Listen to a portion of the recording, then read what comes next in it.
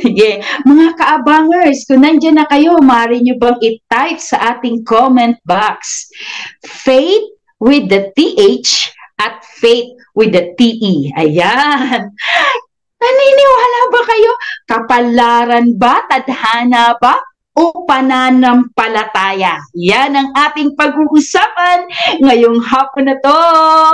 Alin ba talaga ang naging mas matimbang sa ating panauhin ngayon? At talaga naman, saan ba niya nakita ang kanyang sarili? Nakita ba niya ang kanyang sarili? Sa kanyang tadhana? Sa kanyang kapalaran? O mas nakita niya ang kanyang sarili na nilalakaran ang kanyang pananampalataya?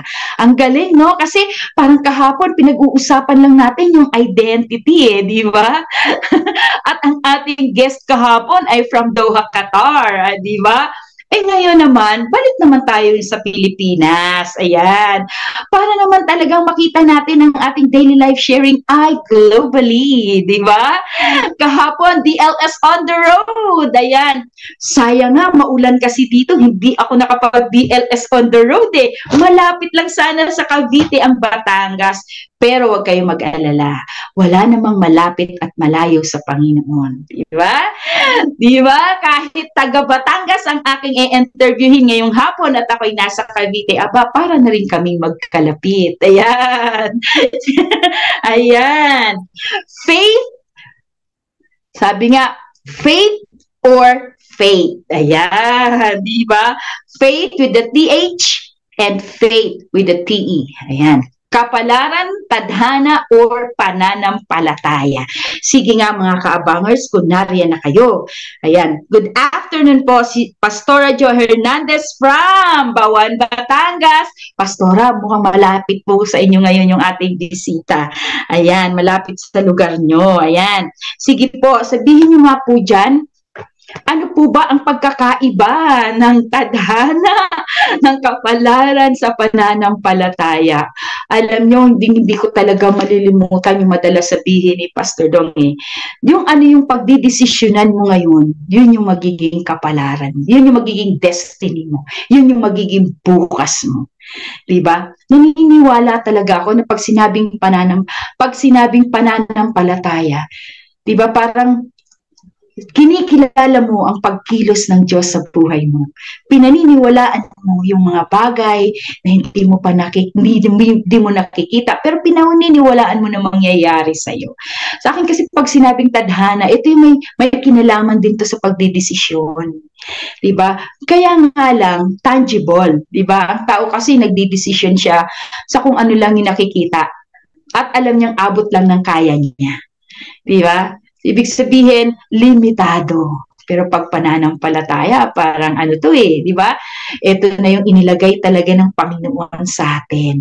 Lalakaran na lang talaga natin, paniniwalaan na lang talaga natin na ito ay mangyayari sa ating buhay. Sige, tingnan natin mga kaabangers, kaibigan, ka-avid viewers, ka-komentarista, ayan, ka-keyboard warriors, yan, namimiss ko na tong mga salitang ito eh, di ba?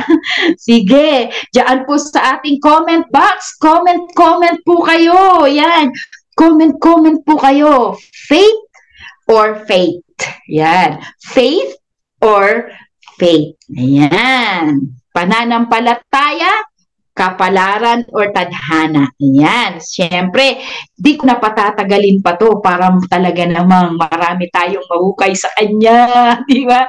Marami tayong matanong sa kanya.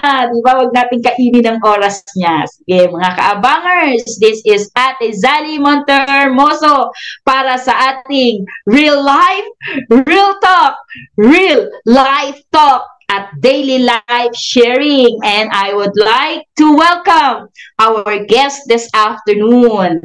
Mula pa sa bayan ng San Vicente, Santo Tomas, Batangas, let us all welcome Sister Crecil Avesilia Villapando. Yan. Hello, good afternoon, sis. Good afternoon po, Sister Sally, at mapagpalang hapon po sa ating lahat. Maraming pong salamat sa pag-invite po dito at ito po ay hindi pressure kundi pleasure. Kaya maraming pong salamat. Mapagpalang hapon po sa ating lahat. Yan. Di ba? O mga kaabangers, nariyan na ba kayo? Sige nga, subukan ko kung nariyan na kayo. Sino ang kamukha niya? May hawig siya, may kahawig siya. Yan. Sa amin, sa The Half of Christ Paranaque, ang kahawig niya si Pastora Donna. May konti siyang hawig ni Pastora Donna, pati kanina nung siya'y nagsasalita. Ayan. Sabi nga ni Sister Maria Raso, may kamukha po siya. Ayan. Yes, Ate Ria. May hawig siya kay Pastora Donna. Faith, not faith. Wow, kaganda. Pero bago yan, may gusto ka pa bang batiin? Ayan. Meron ka bang invite? Ayan po, shout out po sa aking family, sa aking inay na nanonood po, sa aking mga kapatid, mga pamangkin. At magandang hapon din po sa Grand Harvest Family po, Christian Ministries po. Binabati ko po si Bishop Hermie Malabanan, ang aming pong Pastor Manny, Pastora Arlene, at sa aming pong mga kapatiran. At ganun din po, lalo na po sa nag-refer po sa akin dito or nag-recommend po, si Sister Janine Del Mundo. Mapagpalang hapon po sa ating lahat. Wow! Yes, nakita ko na. Nandiyan na si Sister Janine Del Mundo kanina. Yes. Good afternoon kay Brother Melchizedek Zerna. Yan. Yon. Hello po, Pastor Walter Faustino. Yan. Sigurado ko yan lang gusto mong batiin.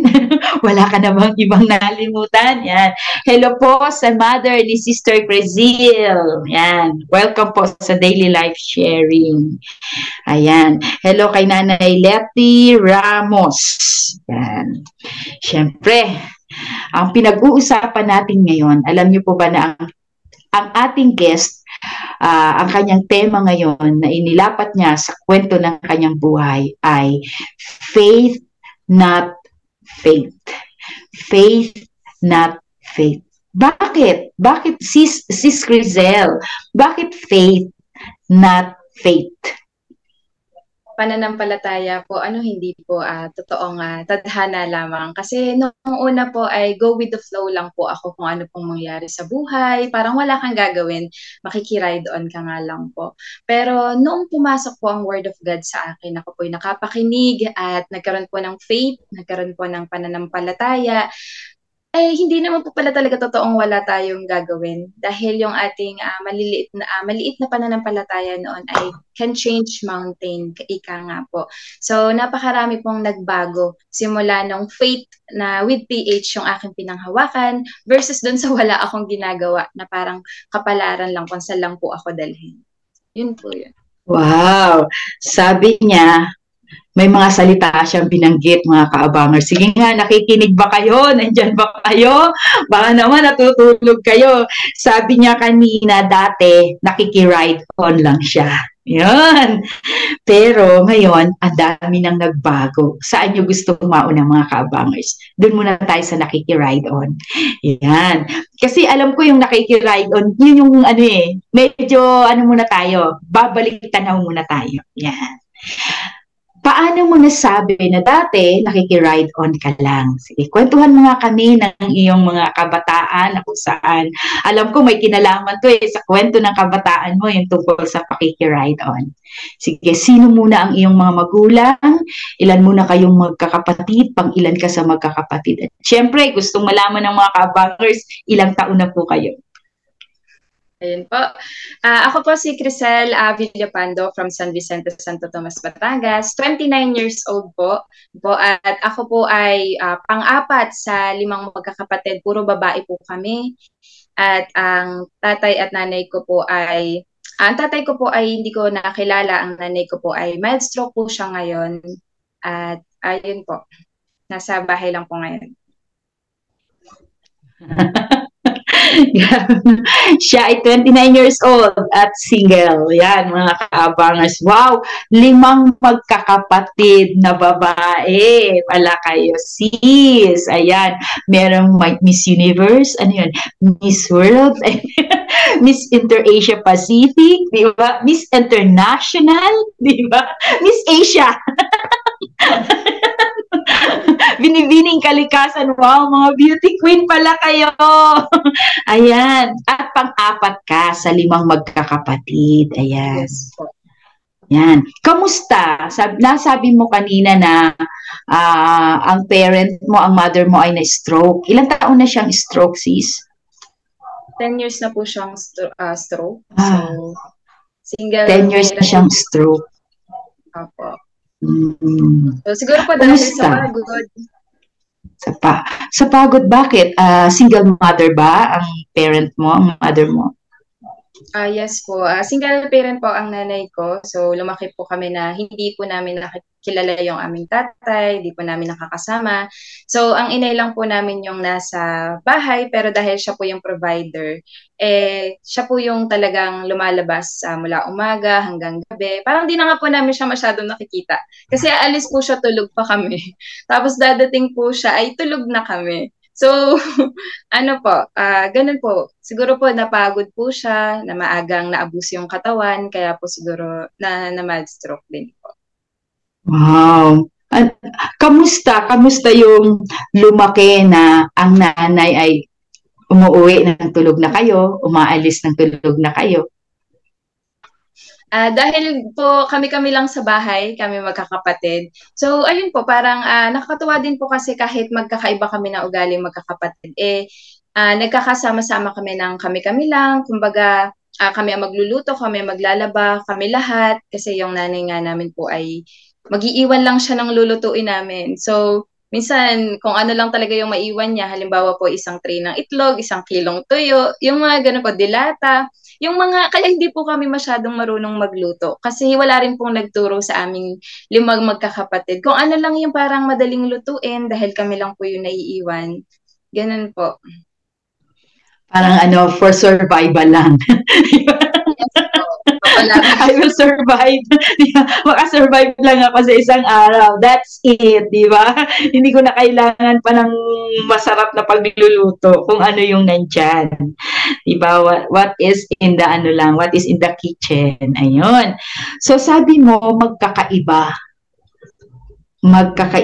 ang pag-uugali. Oo naman talaga, di ba? Pero paano mo nasabi na meron talaga kayong iba-ibang kasi di ba may magkakapatid naman na magkaiba lang ang ugali, pero most of the talagang magkakapatid, halos iisa ang mga pag-ugali nila, kagawian nila. Paano mo nasabi na magkakaiba-iba talaga yung pag-uugali ninyo? So, ayun po, daw magkakaiba po kami, nakakatuwa na nagkakaisa din po kahit magkakaiba. So, yung pong pagkakaiba namin bukod po sa mga ugali is ganun din sa mga itsura. Kasi yung panganay po namin ay kambal po yon. Iba po yung father nila. Tapos kami pong tatlo is iba din yung father. And yun nga po, pero nung kabataan ko po, yun po yung alam ko na isa lang yung father namin, kaming tatlo. Pero siguro mga high school na nga po ako nung nalaman ko po na iba rin po pala yung father ko doon sa 2 kong kapatid, sa aming tatlong bunso. So, parang nasa gitna po ako. Ganun. So, iba po pala yung kanilang father, iba po yung akin. Cute! Akala ko po magkakapatid din kaming tatlo talaga.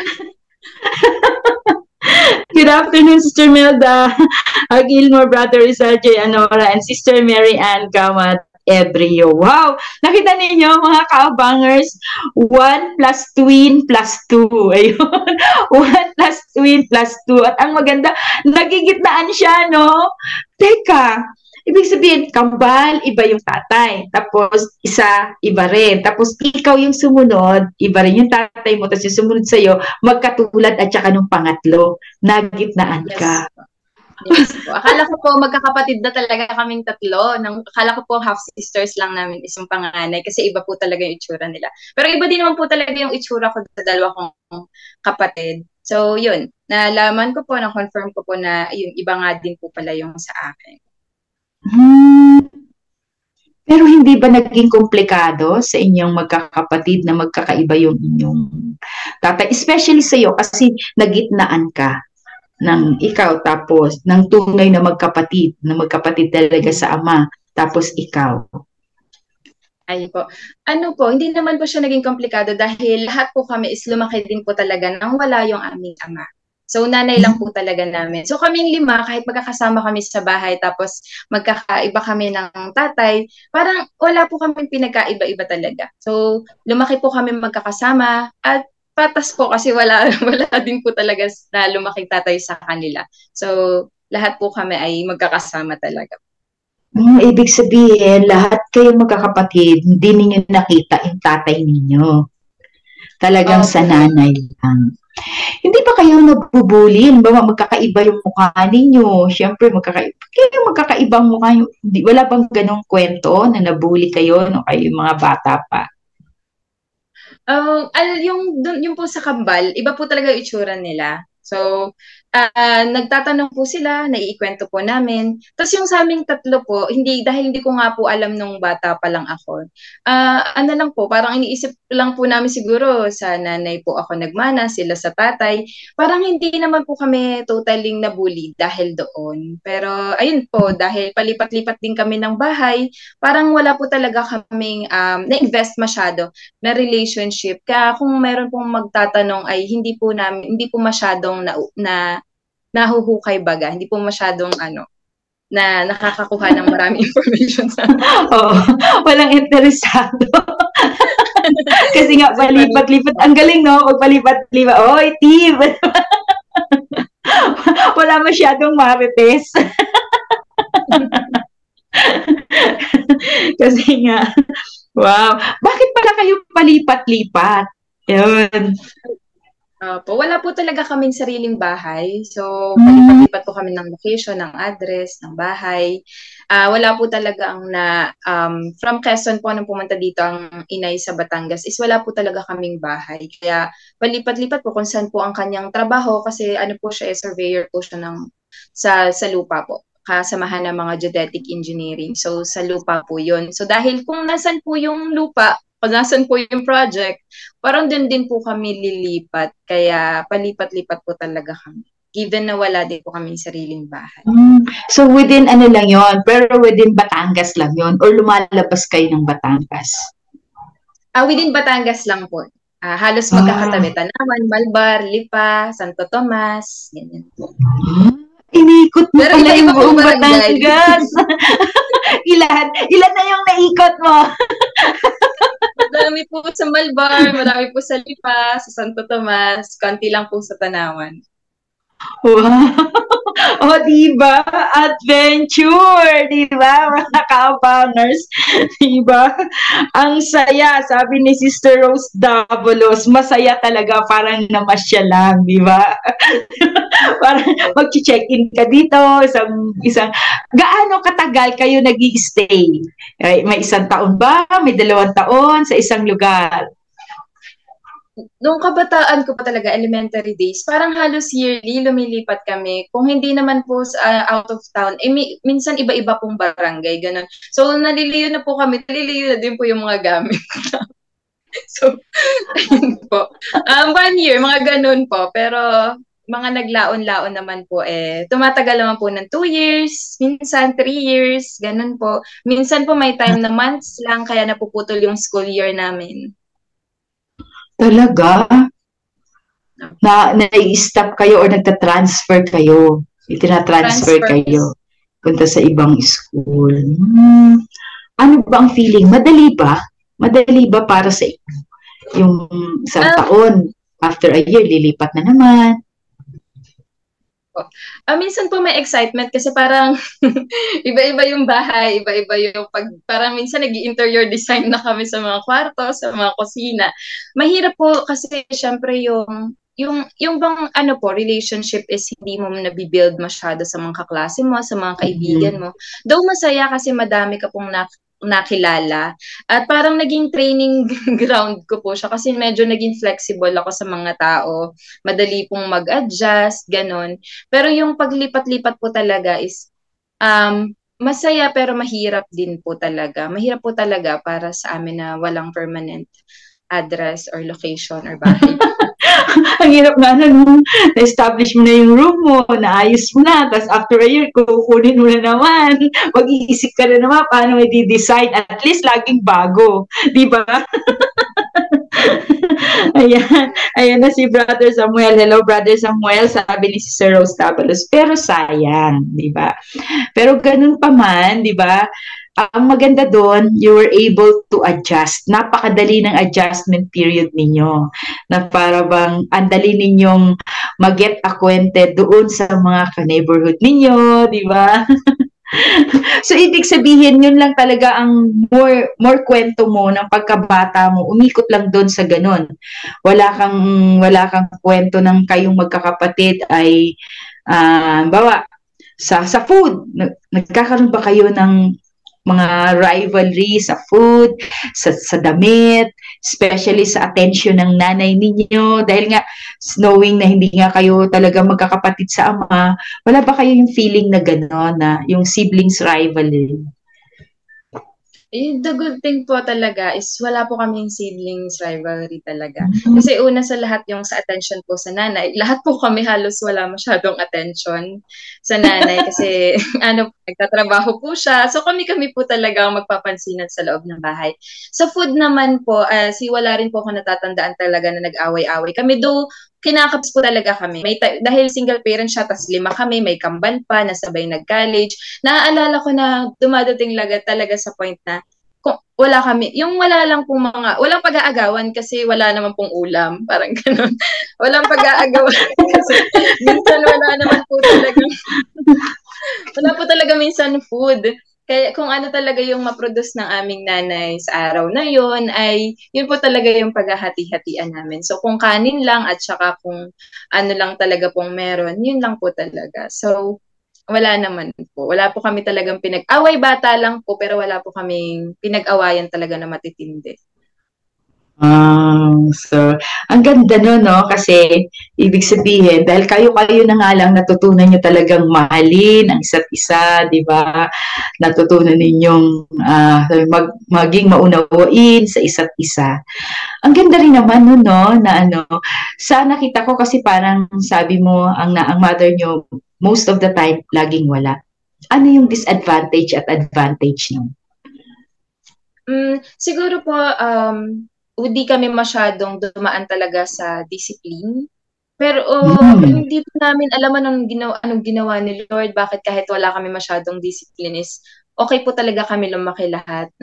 Nakakahanga po ang inay kasi kahit sobrang permissive niya, sobrang luwag niya, sobrang supportive niya, sobrang mapagmahal niya. Kumbaga fulfilling talaga yung ibinibigay po niya sa amin. So, wala po talagang kakulangan na naramdaman o nangyari. So, siguro po na disadvantage na hindi namin siya nakikita masyado, wala po kami masyadong emotional attachment siguro sa kanya. Parang lately na lang nagkaroon nung lagi na lang siyang nasa bahay kasi mild stroke na po siya. So wala po kami masyadong alam din sa kanya, hindi namin siya masyadong nakakausap. Yun po siguro yung disadvantage. Pero advantage po talaga is nakita namin kung paano magtulungan as siblings po na kahit walang discipline, na umiral masyado sa bahay is wala din naman po talaga kami masyadong ginawang yung magpapasaway para disiplinahin. Siguro po ganun. Wow! Na-mention mo yung emotional attachment. Usually, yun naman talaga, no? Yung emotional attachment. Paano nyo na-cope up na magkakapatid ito? Siyempre, parang malayo yung loob niyo sa mother ninyo, di ba? Siyempre, kapag malayo, may distance, di ba? Paano nyo na-cope up? Paano kayo nakabalik doon na magkaroon kayo ng emotional attachment sa inyong mother? Siguro po dahil nung bata po talaga ako, sinasalute ko po talaga ang nanay ko. As in, yung respeto po sa kanya is nandoon. Kasi nakikita namin kung gaano siya nahihirapan. And yet, kinakaya niya mag-isa. Siguro kahit wala yung emotional attachment, nandun yung respect namin sa kanya. mataas po yung respect namin sa kanya. Um, Naka-cope up po kami siguro through that respect na parang nahihirapan na nga, naipapahirapan pa ba natin siya? So, kaya kami, magkakapatid, as much as possible, tulungan talaga kami. Wala kami talagang, hanggat maaari, wala kaming pag-aawain sa kanyang harapan. So, yun po, respect po siguro and out of love po talaga din yung aming naging coping mechanism kahit hindi namin siya masyadong nakakasama po at wala masyadong emotional attachment. Wow! Grabe. Nakaka-touch naman. Kasi nanay din ako. Alam mo, I'm learning. Hindi lang ang kaabangers ang natututo sa kwento mo. Ako rin. Natututo ako sa kwento mo bilang isang nanay. Ayan. So, di ba? So, maganda yung nailagay ninyo sa inyong puso magkakapatid na meron talaga kayong mataas na pag-honor at respeto sa inyong magulang.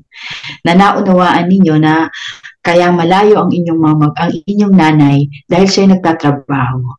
Diba? Dahil kailangan niyang kumayod, kailangan niyang matrabaho para sa inyong magkakapatid. Napakaganda ng inilagay na puso sa inyo ng Diyos.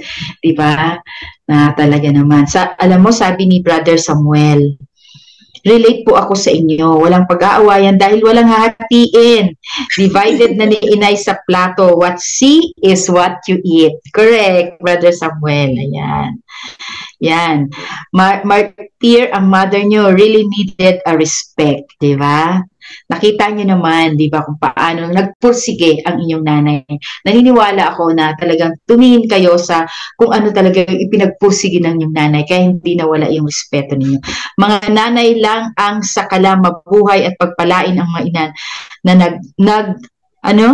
mga nanay lang ang mga nanay, salamat sa inyong mga buhay, pagpalain ang lahat ng mga ina.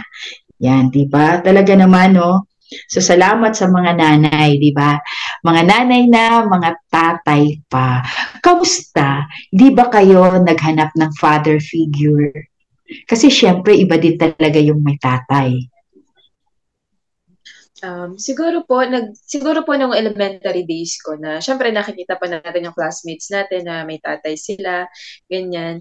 Siguro mako-curious ka lang po dun sa parang sa feeling or parang siguro dahil nakasanayan namin na umpisa pa lang wala ng father, feeling namin walang kulang. Siguro ganun po yung nangyari.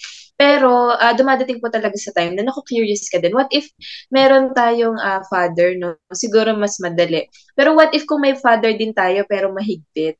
So, ganun po minsan yung mga tanungan po namin. Baka iba yung discipline, ganun po. Baka mas mahigpit. So, ganun lang po. Parang curiosity lang. Pero wala po talagang feeling of yung kulang or lacking. Kasi ever since po eh. So, hindi po namin talaga na-feel ever since. Ganun po. Hindi niyo talaga na-feel yung kawalan ng isang ama.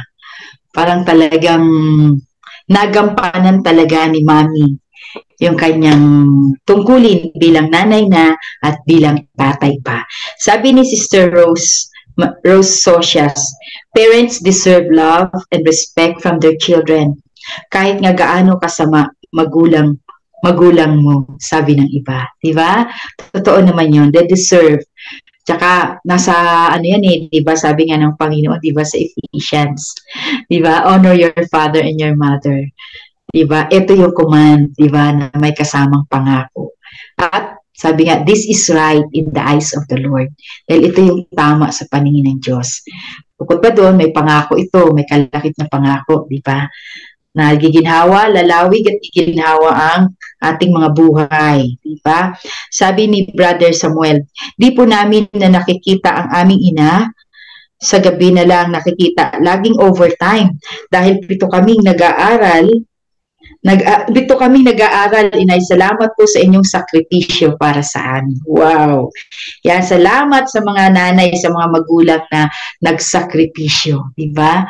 Nakikita naming mga anak at talaga namang huwaran kayo ng tunay na pagsasakripisyo ang mga magulang. Ayan. Pero syempre, meron kayong, di ba? So, sabi mo kanina, napaka-permissive na hindi ninyo natikman. Ibig sabihin, mula pagkabata, hindi talaga kayo nakaranas ng kayo mapalo, ng kayo mapagalitan, madisiplina.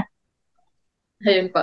Ang nanay ko po talaga hindi siya namamalo. Ano po, hindi rin po siya nagsasalita ng masasakit. Pero one time po talaga na di ko makakalimutan kung bakit niya ako pinalo. First time and last na po yun. Kasi dahil gabi nga po siya madalas umuwi, may time na isang beses umuwi po siya ng maaga. So naglalaro po kami sa labas ng kapatid ko and nakita ko po namin from the other side ng kalsada na nandyan na ang inay. So, ang ginawa po namin, sa sobrang excited po namin, tumawid po kami bigla. Ang sobrang lapit na po nung sasakyan sa amin. Muntik na po talaga kami mabangga ng bunso kong kapatid. So, pag uwi po namin, pinalo po niya talaga kami para maalala po namin na bawal daw pong basta-basta tumawid nang hindi po tumitingin sa parehong side. So, ayun lang po yung time na pinalo po talaga ako ng ina. Wow, isang beses lang napalo, di ba? Mga anak, isang beses lang silang napalo. Kayo kaya, nakailang palo kaya kayo, di ba? Wow, sabi ni Sister Rose, if nasa Ephesians 6, 1 to 3, yes, yung pangako na yon, yung sabi ng Panginoon. Sabi ni Brother Sam, wow, naitay 2 in 1 power dahil yan ay pag-ibig ng nanay sa mga anak. Nagtanda po ba sa isang palo? Ayan. Nagtanda ka daw po ba? Opo, nagtanda po ako sa isang palo kaya hindi po ako makatawid agad-agad. Hanggang ngayon po sa sasakyan. Hindi po basta-basta natawid po. Oh. Diba? Permissive discipline. Pero kahit permissive discipline ang naranasan ng magkakapatid, talaga naman lumaki din sila ng maayos, 'di ba? Kasi nakita din naman nila, 'di ba? Na nakita nila yung ehemplo, ang naging ehemplo nila ay ang kanilang nanay. Na ipinakita din naman sa kanila. Kaya mga magulang, tayo talaga yung magbibigay ng modelo, imomodel talaga natin sa ating mga anak, yung tinatawag na right living, tamang pamumuhay, kahit di na natin sila disiplinahin. Pero iba-iba naman talaga ang pagpapalaki ng mga magulang. Di ba? May magulang na nagpapalaki, na disiplina talaga ang mga anak, at meron namang magulang na talagang punong-puno ng pag-ibig. Di ba? Ayan. So, sabi mo kanina, di ba, puro kayo babae. Diba? Magkakapatid na babae, tapos si nanay mo babae din. Hindi ba naging issue sa inyo yung seguridad? Kasi di ba iba talaga pag mayroong lalaki sa loob ng tahanan na parang may magtatanggol sa'yo, di ba? Hindi ba naging issue sa inyo nun? Yun nga po, parang minsan natatakot din po kami, tapos nagpapalipat-lipat pa naman po kami ng bahay. Ano po? Pero sa biyaya po talaga ng Panginoon ay hindi kami pinabayaan. Though may mga, minsan may mga experience talaga kami na nakakatakot kasi minsan papasok pa yung bahay na uupahan namin. So in terms of security po, kaya siguro po sobrang higpit ng inay pagdating sa mga paglalak ng pinto, pagdating sa, talagang as in bago po siya umalis ng bahay, litanya na po niya yun araw-araw. Yung lock ng pinto, yung gasol, yung kuryente, lahat po yun. Tapos knowing na wala naman po dati masyadong phone nung kabataan po. So talagang siya po ang nag-over assurance and over security po sa amin. Siguro ganun po yung ginawa niya. Lagi po kami mag-lock, wag po kami magpapasok ng kung sino-sino, palaging ganun. Tingnan niyo muna sa bintana kung sinong kumakatok. Lagi pong ganun. Puro talaga inassure po talaga ng nanay din namin pagdating sa security po namin, magkakapatid. Wala bang nag-decide sa inyo na mag-aral mag-karate, mag-aral mag-boxing, para just in case may magtatanggol? Kasi parang ang hirap, no? Puro pa kayo babae. Wala ano naman naging po. effect sa inyo? Tumapang ba kayo? Naging strong ba kayo? Opo, siguro more on independent po. Siguro nagkaroon din talaga ng, sa akin na po personally, hindi din po talaga naging maayos yung trust ko nung umpisa. So siguro may mga trust issues ako or mistrust po yung na-build sa akin nung kabataan ko kasi dahil broken family din nga po. Tapos siguro yun po yung mga naging effect po sa akin nung mga Wow. Grabe. Oh, nagtanda na raw siya, Brother Samuel. At sabi ni Sister Josephine Gonzales Gatok, madami siyang follow. Yan. Sabi naman ni Sister Maria Priscilla Yanya, salamat sa mami namin na pinalaki kami, nakasama si Lord. Nagsakripisyo na maitaguyod kaming tatlo, nang iwan ako ng ama ng dalawang anak ko. Mami din ang kasama ko sa pagpapalaki sa aking mga anak. Maraming salamat sa buhay ng aking ina.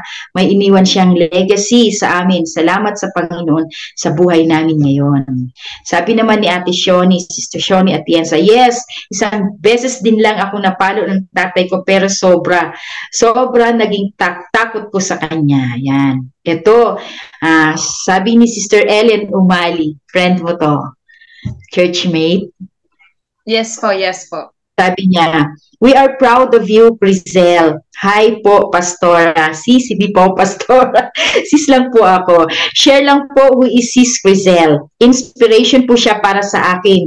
Di po pala hindrance ang walang tatay upang maging isang mabait na tao. Praise God. Ayan. Yan. Paano daw yung mga gawaing panlalaki? Yung pagpupukpok, pagbubuhat, ginawa nyo rin yung lahat, magkakapatid? Opo, dahil 5 po kami, tulong-tulong po kami sa mga pagbubuhat, sa mga pagpupukpok po. Pero pag may mga hindi po talaga kami kaya, ang madalas po ginagawa ng nanay ko is umuusap po sa kapitbahay. Kahit po minsan, yung mga kapitbahay namin bago lang, kasi nga po palipat-lipat po kami. So ganun lang po talaga yung mga naging, yung umikot na paggawa po talaga namin. Wow, di ba? May nagpupuno at may nagpupunutan. May nilalagay talaga ang Panginoon na magpupuno ng ating kulangan. Di ba? So, grabe. Paano nagsimula ang journey mo sa iyong elementary years? Ayun po. Ang akin pong elementary years ay nakakatuwa din po. Kasi nung nursery po ako at kinder ay saling pusa po yung kapatid kong bunso. Kasi nga wala pong maiiwan sa bahay, siya na lang po. So isinasama ko siya nung ako po ay kinder, nung ako po ay nasa nursery pa lang, nasa daycare po, no? Kasama ko po siya. So sanay po ako na kasama siya. Kaya pagdating po ng elementary ko, ng grade 1 ko, papasok na po siya ng kanya. So medyo nagka-separation anxiety po ako sa kanya. Kasi akala ko normal na sabay kaming papasok hanggang sa lumaki na po kami. Kaya yung grade 1 ko po, first day of school, parang yun yung first day talaga ng school ko. Parang hindi po ako nag-nursery, nag-kinder. So yung grade 1 ko talaga parang, nakita ko kasi yung nanay ko, sabi niya, pupunta na ako sa kabilang room. Pero nakita ko po siya na umaalis na ng school. Hindi nga po ako sanay mag-isa, hindi ko kasama yung bunso kong kapatid. So yun po talaga, may 1 week po yata ako or 2 weeks na pinapatahan ng aming teacher. Hello po, Ma'am Joy. So ayun po, talagang hindi ko makakalimutan na sobra yung naging mistrust ko din nung elementary days ko po talaga. Yung napakaiyakin ko po talaga nung time na yun. Pero yun po, na-overcome. Nag-umpisa na po talaga yung totoong adjustment din. Oh. Siguro ito na yung sinabi mo kaninang ride on eh. Nagsisimula ka na sa kwento mo ng ride on. Kasi yung starting point ng iyong journey bilang isang mag-aaral, it started from being with your sister na saling pusa, di ba? Tapos biglang nag-grade 1 na siya, naiiwan ka na, nag-aral na siya, naiiwan ka na, nagkaroon na ng trust versus mistrust. Paano ito or gaano katagal na itong mistrust issues mo sa buhay mo? Hindi ko rin po talaga sure, pero ang nakakatawa po kasi is talagang kay Lord mo na ibigay yung buong trust mo. Pero siguro yun din po yung reason kung bakit single po ako. kung bakit po siguro po yun, naging matagal po siya sa akin na parang pagka family, dati iniisip ko, baka hindi din siya maging, hindi kakulangan sa akin yung walang ama, pero parang wala ko masyadong trust dati sa family. Feeling ko nga po tama kayo na baka hindi lang din to mag-workout, baka maging broken family din. Yung mga ganun po, siguro. Wow, may effect kasi talaga yun, no? Without us knowing, di ba? Nagkakaroon din talaga to ng effect sa atin. Di ba? Nakakaala lang natin, it's just a usual, na pag-uugali. Pero may kinalaman din talaga to sa pinagdadaanan natin. Di ba? We should be vigilant, be watchful. At sabi ni Brother Samuel, wow, girls power. Girls power daw kayo. Sabi ni Sister Rose Socials, ang mga batang lumaki nang walang tatay, usually, yun ang malalakas ang loob. Diba? Kayang gumawa ng gawaing panlalaki. Yes, diba? Kasi wala na silang choice, diba? So, ibig sabihin, na-cope up mo rin naman itong mistrust issue mo na to. Yes. So, sige, magkwento ka pa. Ano ang nangyari sa iyong buong elementary years? Achiever ka ba? Ano yung mga unforgettable experience na napagdaanan mo nung ikaw ay nasa elementary years? Nung grade 1 po ako, kahit iyakin po ako nun. Tapos, iyakin. Aalala ko naman po na third honor po ako nung grade 1 ako kahit hindi po ako nakafocus. No. Hindi mo naman iniyakan ng teacher mo. Hindi naman. Pero after po na dahil pa-transfer na po, tapos minsan late enrollee pa kami, tapos nakakat yung aming school year.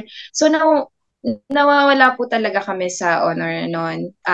Siguro grade 2 hanggang grade 5 wala po. Ang mga awards na lang po talaga. Yung mga most attentive, mga ganun na lang po, most trustworthy. Pero nung grade 6 po, pinag-igi ko rin po talaga yung pag-aaral ko noon. Kasi bumalik po kami nun sa Anilao, Lipa City. Dati na po kaming tumira doon. Tapos, nag-grade 6 po doon yung kambal naming panganay. Ay, yung aming teacher, sabi, ang galing ng kapatid mo, galingan mo din. Responsable yung mga kapatid mo, naging responsable ka din. So, naka-ride on ka uli. Ginalingan ko po ng grade 6 ako. Tapos wala na rin naman po ako sa honor ng grade 2 hanggang grade 5. So, bumawi po ako ng grade 6 ako. So, why not nga naman mag-aral ng mabuti, ganyan. So, nag-aral po ako ng mabuti nun. So, kahit pag-transferi po kasi may memo dati na bawal po yung mga valedictorian, salutatorian. So, nakuha ko pa rin naman po yung first honorable mention ng grade 6. So, ayun po, siguro, unforgettable moments ko pa rin po nun is yun nga, palipat-lipat pa rin po, pabago-bago ng friends. May mga talagang times na parang hindi na po ako makabuo ng friends talaga na permanent. Parang ganun po. So, yun po siguro yung mga naging disadvantage. Wow, palipat-lipat uli. Tapos di nagka-honor kasi nga nagkaroon ng yan, tawag dyan yung residence. Diba kasi may yan eh. Pag hindi ka residence doon, hindi ka na grade 1 hanggang grade 6, isa yun sa batayan para makuha mo yung valedictorian. Pero talaga naman, di ba, nagsikap ka pa rin. And you made it. Diba? At nandoon dahil nga sa kapatid mong kambal. Diba? Diba? Wala bang effect sa'yo yun? Di ka ba na-pressure? Di ka ba na-stress na kasi magagaling yung kambal ko na kapatid kaya kailangan ko rin galingan? Hanggang ngayon po naaalala ko pa rin na medyo na-pressure po ako doon sa time na yun. Kasi meron po talagang nilalagnat na ako. Pero dahil merong exam bukas, nag-aral pa rin po talaga ako ng as in force. Pinorse ko pong magsaulo ng isang paragraph kasi yun daw po yung essay na final. So yung mga something ganun lang din po talaga. Na-pressure din po pero good pressure naman po siya. Kasi in-enjoy ko din po talagang mag-aral at maging curious ng mga time na yun. Ng grade 6. Kasi maganda po mga pinag-aaralan nun. Yan. Sabi ni Brother Samuel, may na-experience po ba kayo na mangulit na boys tapos wala kang masumbungan na kuya or tatay? Paano nyo po na-handle yan? Opo nga. May mga ganun pong times no, na parang minsan wala kang masumbungan na kuya. Yun po yung gusto ko pala. Kasi parang hindi ko alam kung bakit okay lang sa akin walang tatay. Pero dun sa kuya, parang gusto mo na meron kang kuya. So, parang minsan gusto mong magpa-secure kahit sa kuya na lang na po. So, dumadating po yung time na yun. Pero wala naman po masyado ako naranasan na bully. May nangungulit po, siguro, pero parang nung bata po kasi ako, marunong akong gumanti talaga. Gumaganti po talaga ako. Tanda ko po na parang meron ng bato ng bunot sa akin. Tapos bumalik din po yung bunot sa kanya. Ganun Oo. po. Touch me not. Opo, ganun po. Talagang natutunan yung ipagtanggol ang sarili nyo, no? Totoo talaga yung sinasabi ni Sister Rose kanina. Di ba? Lumalakas ang nagpapalakas ng loob ninyo, yung knowing na wala talaga magtatanggol sa inyo, kundi yung sarili. Kayo lang din mismo. So, kanina sabi mo, palipat-lipat. Hindi ka ba nagkaroon ng issue tungkol sa self-esteem? Di ba? Opo. Parang minsan nga po no, hindi mo na po malaman talaga yung identity mo ng mga time na yon. Pero ang nakakatuwa po sa self-esteem ko na nangyari is mas naging, dahil mas naging flexible ka, mas naging sanay ka po talaga sa tao. So mas nakakapag-adjust ka talaga sa mga ugali ng tao, kung paano mo po pakikisamahan dahil sobrang dami mo na napakisamahan ng mga kaklase, ng mga kapitbahay. Tapos most of the time, parang kami naman yung nangangailangan po eh. So parang dahil kailangan kami minsan ng tulong ng kapitbahay dahil wala nga pong lalaki. So, pagdating naman po talaga sa self-esteem, hindi naman po siya ganoong bumaba. Pero parang mas nakatulong po sa akin. Though may mga time po na nagsasabi ako na isusumbong kita sa nanay ko, ganito, ganyan. Pero sa totoo lang, wala naman po, hindi ko naman po madala yung nanay ko kasi hindi siya available. Sunday lang siya free. So, mga ganun lang po. Pananakot-nakot lang. Tamang panakot lang. So, hindi rin sa inyo naging issue yun. Hindi nyo rin naging problema yung self-esteem. At talagang, grabe no, na-master talaga ninyo paano talaga yung pagko-connect sa tao. Diba? You were able to connect. Diba? So, pag halimbawa, ganito, scenario, nalipat kayo, paano ka nag-i-establish paano mo ikinokonik ang sarili mo sa bagong environment ulit? Ayun po, no. Minsan po, tahimik po muna sa umpisa kasi kayo po talaga yung magmamasid. Tapos at the same time, habang pinagmamasdan mo sila, lahat din po ng eyes nila nasa iyo kasi transferi ka. So talagang nandyan yung mga entertain ka, saan ka galing? Anong pangalan mo? Doon na mga tatanong, nasaan ang tatay mo? Anong trabaho ng tatay mo? Yung mga ganun po, no, parang ini-interview ka ng mga kakilala mong bago. So, yun lang naman po yung naging experience din po talaga sa pagpapalipat-lipat din po. Parang na-master mo na yung observant ka lang. Opo. Tapos magugulat po sila na ang ingay ko na after couple of months. Syempre sa umpisa naman po talaga, transferi ka lang. Parang ikaw po talaga yung may hiya sa umpisa. Ganun po. So, ibig sabihin doon talaga umikot ng elementary ka, palipat-lipat, ibang kaibigan, mga bagong kaibigan.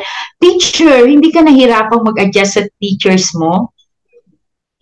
Yun nga po, minsan po, yun po ang mahirap din talaga sa teachers. Kasi di ba parang terror po sa umpisa pag elementary ka. Kasi di ba po halimbawa grade 1 ka, tinitingnan mo na yung grade teacher sa grade 2, sa grade 3, nagkaka-idea ka po. Pero dahil palipat-lipat nga kami ng school, wala akong idea kung sino naman yung teacher na grade 2, kung sino naman yung teacher na grade 3. So, dahil, yun din po, mas nag-a-adjust din ako minsan po sa teacher. Kasi sila, transferi ka, sila yung makakausap mo talaga or makaka-interact mo sa mga papers kapag meron pa dapat ihabol. So, ganun lang po. Tapos, buti na lang po hindi napapatawag ang inay ng mga teacher or sa school. Yun po. Paano mo na-cope up yun? Siyempre, sa una, may takot ka talaga eh. Paano mo na-cope up yun? Paano mo nalalampasan yung adjustment sa teachers? Ano lang din po, talagang papakiramdaman mo lang din po talaga, susunod ka lang sa instruction, mas makikinig ka po talaga ng mabuti. So ganun lang po talaga yung ginawa ko kasi wala naman po akong idea sa kanila sa umpisa pa lang. Tapos pagdating ng ibang grade, iba na naman yung school, so wala ka na namang idea sa ibang teacher. So, actually, wala po ko talagang naging coping mechanism, kundi talagang, yun nga, dadaan po sa fate na makikiride on ka na lang. Minsan wala ka na talagang gagawin, kung saan ka na lang dalhin, kung ano na lang yung, sino na lang yung ipakilala sa'yo. Parang ganun po, ang nangyari. Eto na yung kapalaran ko, tanggapin ko, di ba? Kaya madalas sabihin, mag-ride on na lang. Ride on na lang kasi eto na yung kapalaran ko, palipat-lipat, di ba? Pero alam mo, nakita ko habang kukwento ka, na master mo rin yung pagsasubmit. Di ba? Kasi naniniwala ako kasi bilang teacher talaga, mas madaling makuha ang damdamin ng isang teacher kapag ang estudyante ay masunurin. Di ba? Participative, submissive, yan talaga yung yan talaga yung madali na sabi nga makakuha ng loob ng teacher. Di ba? I'm speaking in behalf of the teacher kasi ang profession ko po ay teacher talaga ako by profession. Kaya nakuha ko yung style mo na master mo talaga yung pagsasubmit. Ayun. Nagsasubmit ka talaga. Kaya hindi rin, alam mo yung salita sa iba, no? Pag ikinategorya natin yung ride-on na salita, dalawang yun di ba? Either a ride-on ka sa masama or a ride-on ka sa mabuti. At nakita ko, nandun ka sa good side. Di ba? Sa good side. Kaya talagang nakakalaban ka sa buhay.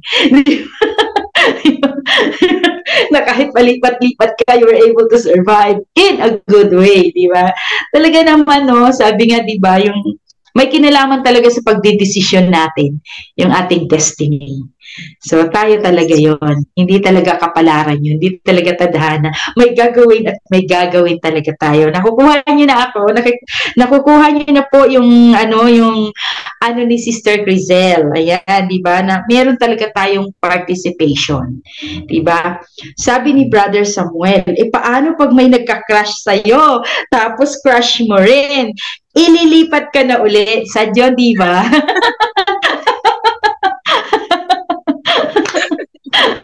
Yes, Samuel, ang galing mo talaga.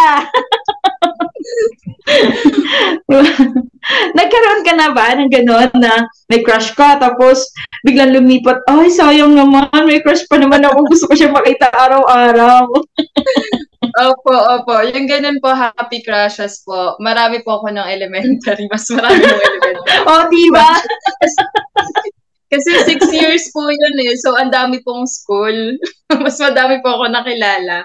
So, opo, nakaka-sad naman po talaga yung ganun. Pero parang nakasanayan mo na lang din na parang, okay na din to na, kasi nahihiya din naman po ako pagka may crush po ako. So, okay na din para makaiwas. Yung mga ganun po. Sad nga yun, di ba? Pero kaya lang, baka naman malaman ng crush ko na crush, yung crush ko na crush niya, di ba? Baka ligawan lang ako dahil crush ko siya, di ba? Minsan din yan eh. Pero, disadvantage niyo, no? Kasi yung crush mo, di mo na makikita. Ang advantage naman nun, magkakaroon ka naman ng mga bagong crush, di ba? Lilipas at may kapalit. Sabi ni Sister Rosocia, sa amin kasi puro din kami babae at wala din tatay dahil sumakabilang bahay ang aming tagapagtanggol. Ang aming panganay, walang pwedeng mang-api sa aming mga nakababatang kapatid dahil may lalaki o babae man bubuli, susugurin niya, walang takot talaga ate namin. At tapang ang babae. Wow! More behave naman ang anak na babae kaysa sa lalaki. Yan. Meron din doon sa lilipatan niya. Yes, correct. Yes, Bro Samuel.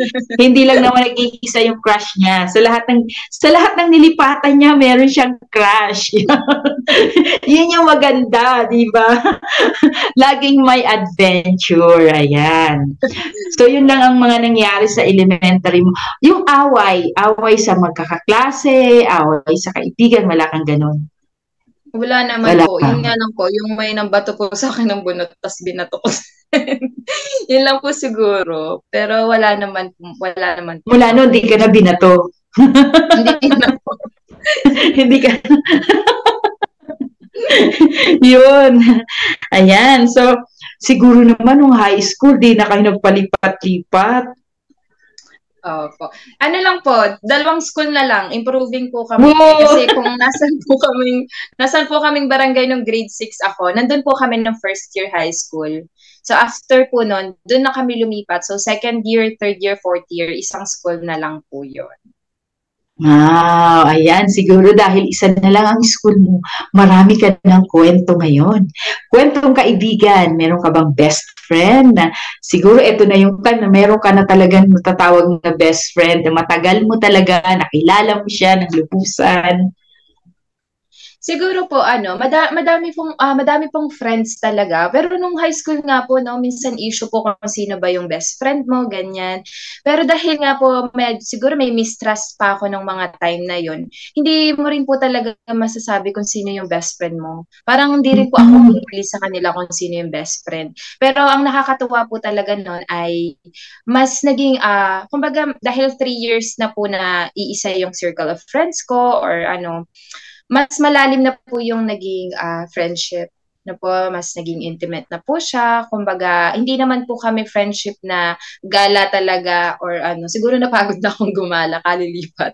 Pero more on soul to soul po yung mga conversation kasi mahilig po ako sa mga healthy convo. So, yun po yung na-invest ko naman po sa friendship noong high school po ako. Pero happy-happy lang po yung high school. Very, very relaxed lang po yung mga kaganapan po ng high school. Happy crushes lang din po. Happy crushes din lang. Yun. Hello po, Sister Lichi Bakira ng Malaysia at kay Sister Emerald Tamayo ng London.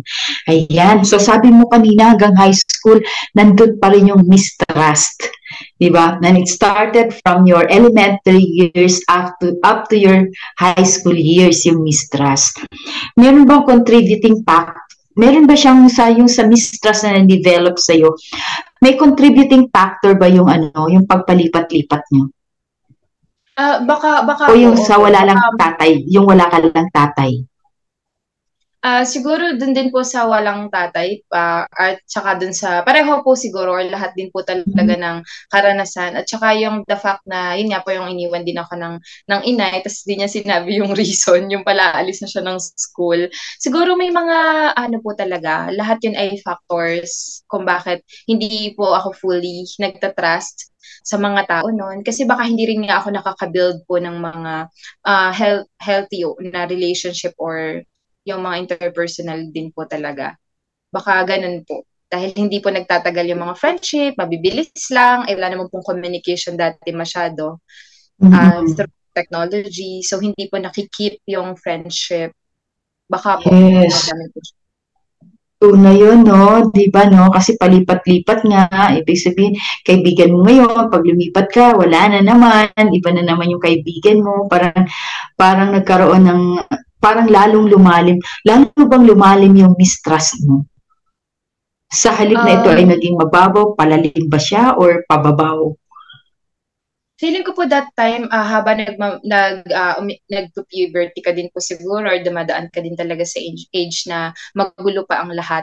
Parang lumalim po that time yung mistrust na bakit pati best friend, kailangan wala kang piliin. Baka yung mga ganun po, yung tipong hindi ka papasok sa relationship kasi parang inuunahan mo na ng mistrust. Siguro po lumalim ng konti ng high school po ako.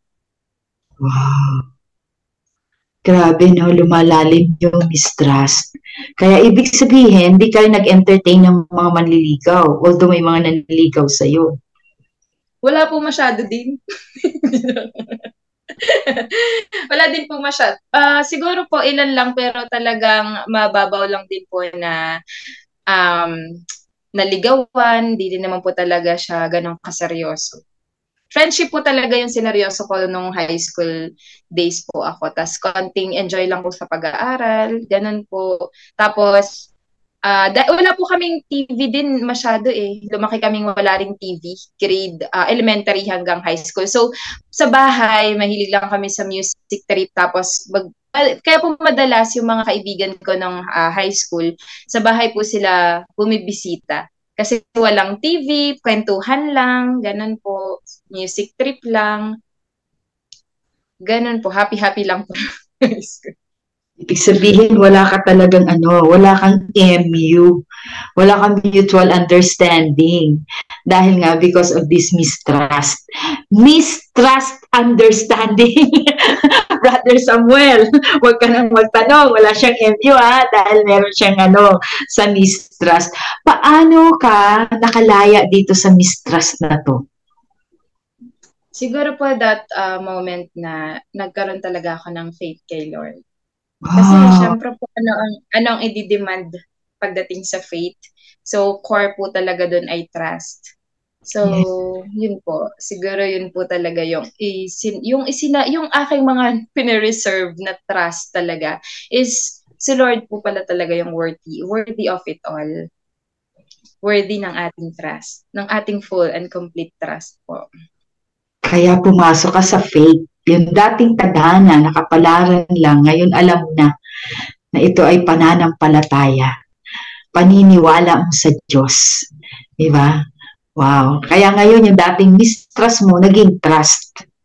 Diba? Yes. Yung dating hindi ka naniniwala, ngayon naniniwala ka na. Dati kasi, pinaniwala, okay lang naman, wala akong tatay, pero ngayon, alam mo na kahit wala kang tatay, meron kang isang tatay talaga. Diba? At yun ay ang ating Ama na nasa langit, diba? Our great Father, diba? Na akala mo kaya pala okay lang sa'yo kasi meron din pala, may magpapakaama pala sa'yo. Diba? Amen. Meron palang nagpapakaama sa'yo ang Diyos. Dati by faith ka lang, wala yung faith. Dahil wala kang paglalagyan, wala kang paglalagakan ng trust na yun. Now I know, di ba, na malaki pala yung kinalaman doon sa faith mo dati. Tadhana lang, kapalaran lang dahil nga yung mistrust na develop sa'yo. Kaya parang on my own, di ba? Ako lang. Kasi usually, meron ka bang ganun kaisipan na ako lang ito, ako lang ang gagawa ng tadhana ko, ako lang ang gagawa ng kapalaran ko. Meron ka bang ganun sa sarili mo? Opo. Siguro nga dahil po kami ay parang independent, walang tatay, parang aasahan mo na lang is yung sarili mo kasi ang nanay mo din naman is busy. Tapos yung mga kapatid mo, lumalaban din sila ng kanika-nila. So, kaya parang, kaya maganda yung Bible verse po sa akin na do not lean on your own understanding. Kasi nung una, parang mag-lean on ka lang sa sarili mong kakayanan, sa sarili mong galing. So, talagang dumating din po sa time na ganun po ang ginawa ko. Parang defense mechanism mo talaga is yun na, yung sarili mo na lang din, yung tutulong po talaga sa'yo. Yes, di ba? Kasi nga, wala ka nang pinagkakatiwalaan kundi sa sarili mo. Kaya puro ikaw, I, me, myself, di ba? I, me, myself, and mine, di ba? Puro sa'yo. Kaya yun ikaw ang gumagawa ng kaya bahala na kung anong ilagay, ano ang parating ko, okay na yun, di ba? Kaya sira-sira. Di ba yan yung tadhana? Di ba? Bahala na, kaya sira-sira, whatever will be. Di ba? Ganun. Pero sa Diyos kasi may inilagay na talaga ang Diyos sa atin. Di ba? May pangako na ang Diyos sa atin. Di ba? Ang ganda ng pangako niya. Di ba nga, sabi nga, nasa womb pa lang tayo ng nanay natin, di ba? Ilagay na niya kung ano ka, magiging ano ka, di ba? Tinano na ng Diyos lahat, di ba? Yun nga pagkakasilang natin dito sa mundo di ba? Pangako at plano ng Diyos yun, di ba? Sabi, di ba, pag ipinanganak ang tao, ipinanganak din ang pangarap ng Diyos sa buhay niya. Kaya wala talagang there's no such thing as tadhana, di ba? Kundi meron talaga yung pananampalataya talaga natin ang magdadala sa atin. Diba, sa ating destiny. Wow, galing! Hello, Ate Mila Kalingasan. So, nung high school ka, achiever ka rin or you go into sports? Saan ka mas nag-excel? Sa academic or sa sports? Or sa other curricular activities? Siguro dahil wala po akong influence ng sports kasi walang athletic sa bahay, walang kuya, hindi po ako talaga into sports noon pa.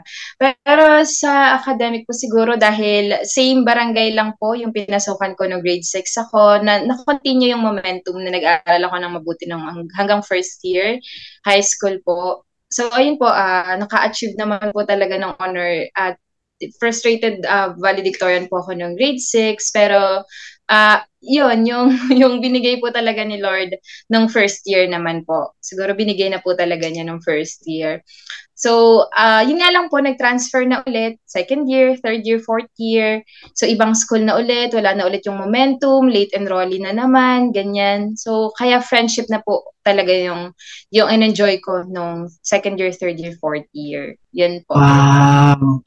Marami kang naging kaibigan. Yan. Ang naging trophies mo ay mga kaibigan. Diba? Hanggang ngayon, kaibigan mo pa rin sila. Yes po, opo. Siguro po pala nung high school lang, more on writing naman po siguro. Essay, ganyan. Sasali-sali sa mga essay writing. Ganun lang po yung mga sinalihan ko noon. Tapos drafting po na course, yung parang dahil ang nanay ko nga po ay genetic engineering na undergrad. So may influence niya ako pagdating sa drafting. So yun po siguro, yung technical drawing po. Mga technical drawings. Wow, talagang feminine na feminine. Nakaupo lang. Nakikipagkwentuhan. Ayan. Mga essay writing. Nananalo ka naman. Opo, nung first year, second year, opo, hanggang fourth year po siguro. Or hindi po ata ako sumali ng second year. Pero yung sa fourth year po, yun yung nanalo din po talaga na about environment po yung ano nun eh. Tanda ko yung title niya na we can save the savior, yung environment po natin siguro. Yun po yung ipinanalo ko nung time na yun. Which is hindi ko rin po makakalimutan kasi nagkapalit po kami ng certificate ng first at third. So, ang tinawag po sa third ay ako. So, umakyat ako ng stage kahit alam ko na hindi po ako third noon. Tapos hindi ko na po nabawi yung certificate ko sa kaklase ko kasi nahiya na po ako noon. So, nagkabaliktad po sa announcement, hindi ko na po nabawi. Yun po. We can save a savior. Ano yun? Ano ang anong pinaka main idea mo doon? Dahil environment po siya or kalikasan po, parang dapat i-save din po natin yung mga trees, i-save din po natin yung mountains, i-save natin yung environment natin kasi savior din naman talaga natin sila, lalo na kapag may calamities. Kaya ang tinitle ko po talaga nun is we can save the savior.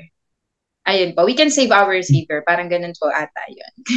So, hindi mo pa hindi mo pa kilala, wala ka pang personal na relasyon sa Diyos.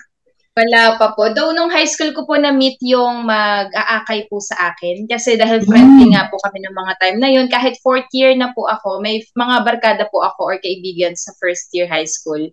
So doon ko po na-meet yung after couple of years po pala ay mag-aakay sa akin papunta sa church. Wow! Ibig sabihin, natamnan ka na ng salita ng Diyos nung high school ka. Nasya-sharean ka na. Anong year ka nang ma-sharean ka ng kaibigan mo ng word? Nung fourth year high school po ako, ini-invite po ako sa church nila, ganyan, makikinig ng praise and worship, pa-attend ng service, minsan may pa-concert po sila ng youth. So yun po, ina-attendan ko po, mga youth night po nila. So talagang naging interesado na rin po ako noon, kaso sa family po talaga namin is wala po talagang Christian or born again Christian po. Kaya parang binaliwala lang pag-invite niya, pag-share niya. Opo. Parang dumaan lang sa'yo. Yun, diba? So, ibig sabihin, high school yan. High school yan. Kamusta ang naging college journey mo? Ano yung course mo? The first year college naman po ako. So kung ano po yung convenient or anong kinuha ng ate ko, yun na din po yung kinuha ko. Kasi pang-apat na ako. Ay,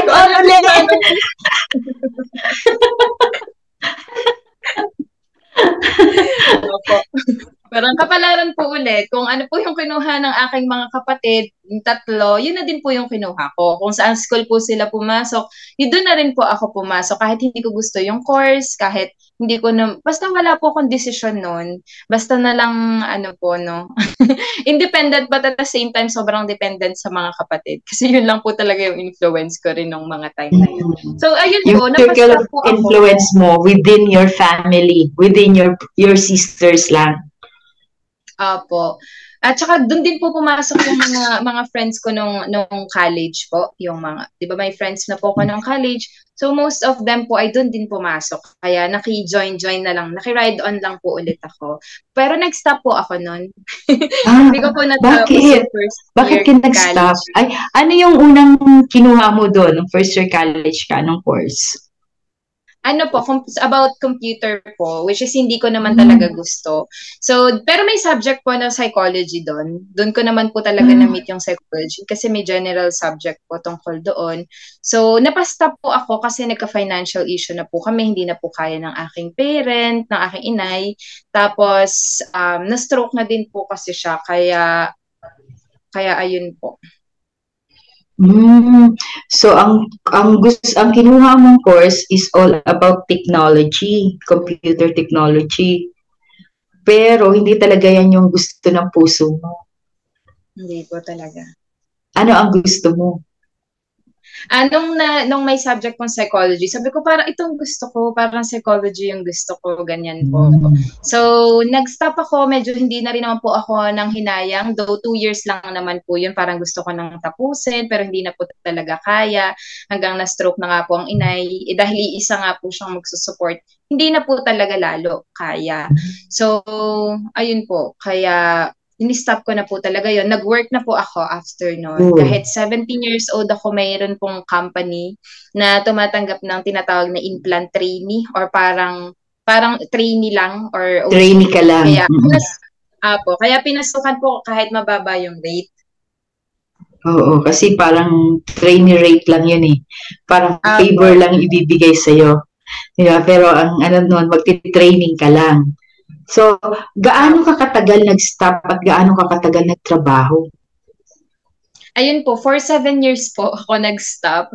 So, ang dami na po talaga nangyari dun sa 7 years na yun na nag-stop ako at pinauna ko na rin po yung kapatid kong bunso na magtapos ng kanyang pag-aaral ng time na yon. So, para dire-diretso na po siya. Parang ako na lang yung mag stop sa school sa aming magkakapatid.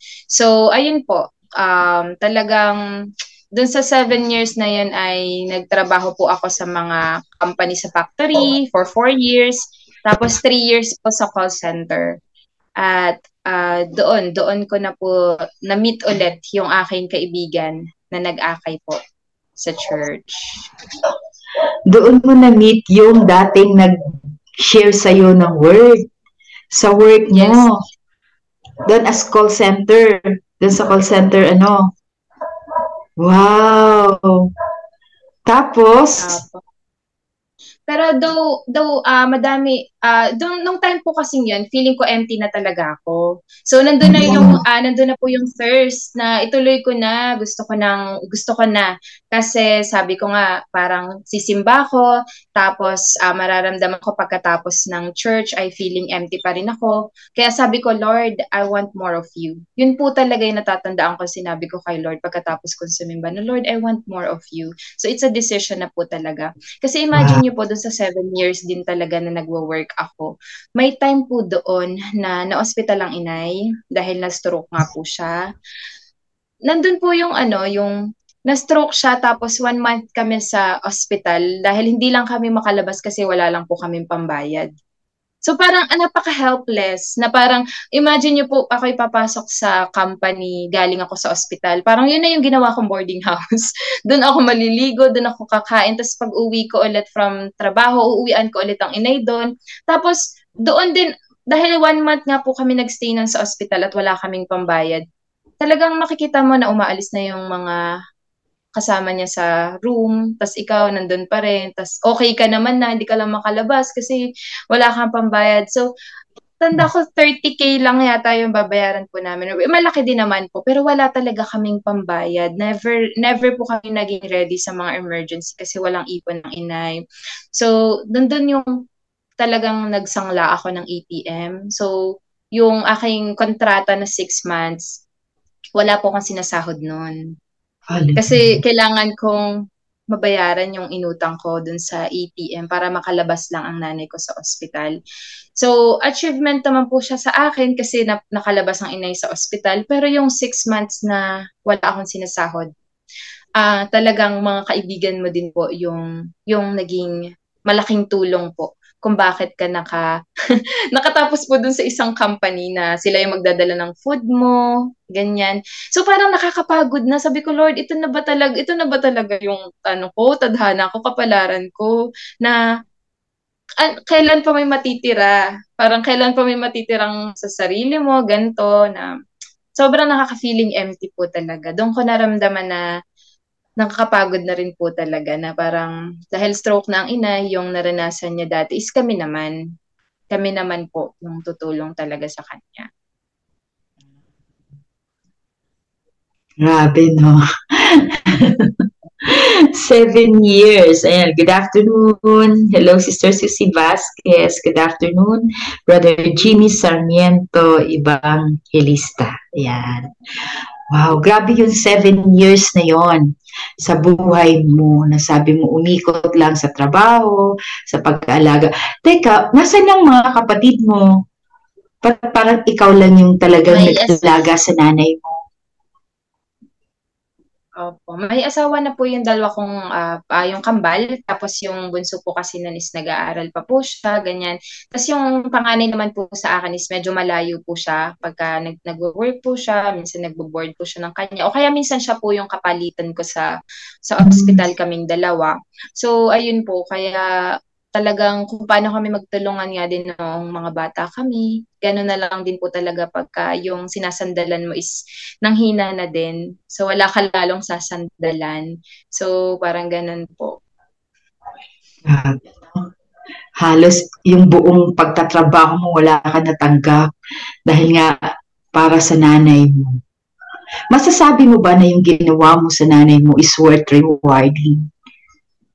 Yes po, worth it po talaga yung ginawa namin sa aming ina kasi yung kanya pong ginawa ding pagtulong naman noon na mag-isa lang talaga siya. Parang minsan nakakakita ako ng parents, 'di ba po, na kompleto naman, may nanay, may tatay, pero minsan mahirap kahit may ka-partner ka. So what more kapag wala. Kaya talagang inaano ko po na worth it po ito since wala naman akong boyfriend, wala naman akong family din na sarili ko. Kaya ang nanay po namin talaga yung aming, kumbaga, pagsisilbihan talaga, tutulungan, naalagaan. So, kung paano niya kami inalagaan dati, ayun po. Wow, nag-stop ng 7 taon, diba? Para makapag-aral ang nag-giveaway, diba? Pag-ibig kasi yun diba? Yung pag-ibig na inilagay ng inyong nanay, pag-ibig nyo na nakikita nyo sa nanay ninyo para sa inyo, ay the same love din na talaga namang meron kayo. Kasi kung wala yung pag-ibig mo sa mga kapatid mo, pag-ibig mo sa nanay mo, di ba? Nag-aaral nga yung ibang kapatid ko, bakit ako hindi ako mag-aaral, di ba? Pero dahil nandun nga yung love nakatanim sa puso mo yung love, di ba? Grabe, na-survive mo yung 7 years at sabi mo nga doon sa 7 taon, nagkaroon ka ng pagkakataon na magnilay. Napagnilayan mo na, Panginoon, ito ba talaga yung magiging tadhana ko? Sa palagay mo, sinagot ka ba ng Panginoon? Naramdaman mo ba yung pagkilos niya? Napakabilis mo sumagot ng Lord. Opo, Sister Sally. Kasi doon po sa 7 years na yun, nangangarap naman po talaga ako na tapusin ko pa rin yung pag-aaral ko or mag-umpisa ako sa umpisa, back to zero. Kasi nakagraduate na yung 4. So ako na lang yung naiwan. Tsaka bukod doon, gusto ko po talaga, parang fulfillment ko siya sa sarili ko or kung hindi ko siya i-achieve ngayon, bakit hindi? Bakit? Yes. So, ayoko naman na pagdating pa ng matagal na panahon. So, dun sa 7 years pong yun, 3 years po ako na pauli-uli dun sa dream school namin. Na gusto kong pumasok dun kasi free tuition. So, ayun po, sabi ko, 3 years pero nare-reject po ako dun sa school kasi bawal pa rin ang transferee. Transferee na naman. Kasi nag-first year college nga po ako na. Bawal daw po yung transferee. Tapos, iintayin daw po namin yung mga senior high gumraduate.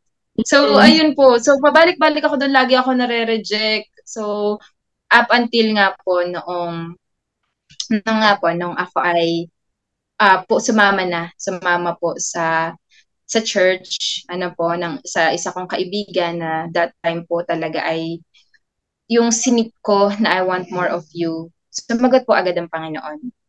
So, dinala po ako sa Grand Harvest Christian Ministries sa Malvar. So, that time po, during 2016, as 1 year pa lang po yung church, sina Pastor Manny at Pastora Arlene. So 1 year pa lang po yung church pagdating ko doon, very kakaunti pa yung mga tao. So bukod sa bago sa akin yung proseso, may praise and worship, may preaching, ganun, hindi ko naman siya nakalakihan. Bago din sa akin yung culture na kakanti lang kayo, very intimate lang po doon sa loob ng church, na nag-uumpisa pa lang from scratch. So, nagbi-build pa lang ng workers, nag-aano pa lang po.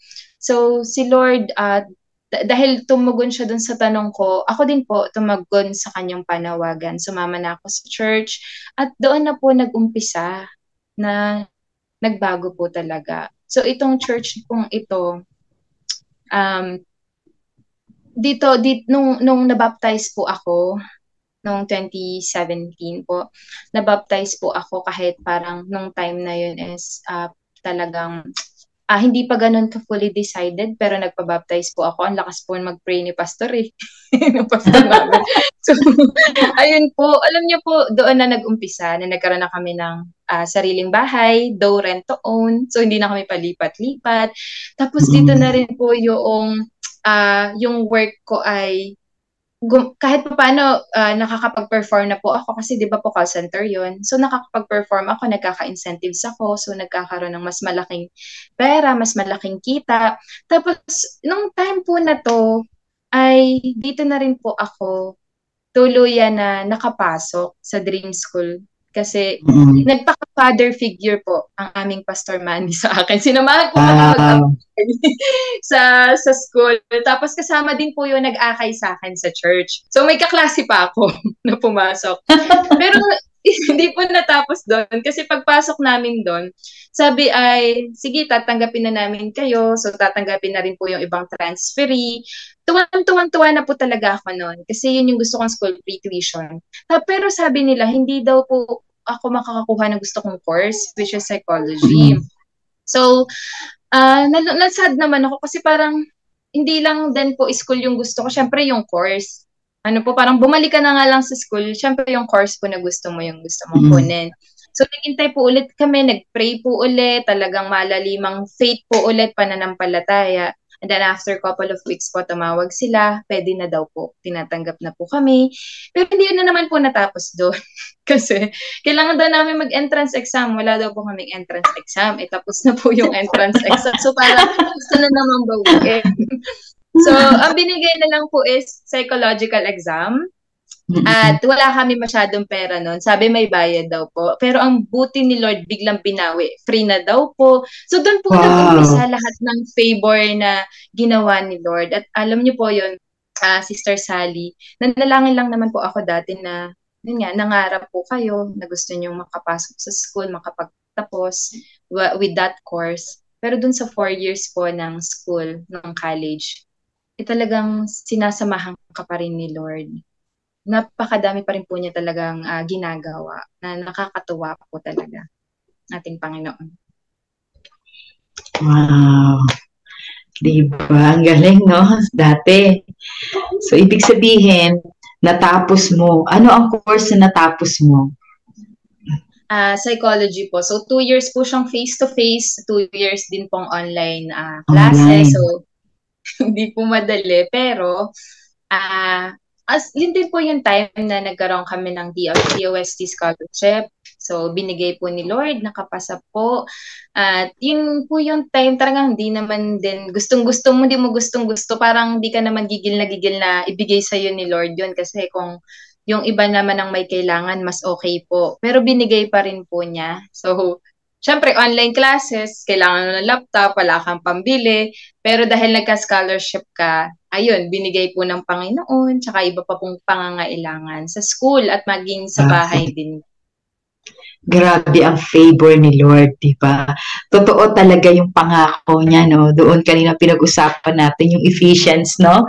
Yung Ephesians 6, 1 to 3, no? When you honor your father, when you honor your parents, di ba? At alam mo, hindi talaga, kaya tinanong kita kanina kung worth it ba na pinaglingkuran mo talaga ang nanay mo. Ngayon, nakita natin, no, na ito talaga yung, sabi nga di ba, yung paglilingkod natin sa magulang natin, i-honor din talaga yan ng Diyos. Diba? Honoring your parents elevates you. Diba? I-elevate ka talaga ng iyong pag-honor sa magulang. Diba? Ipopromote ka.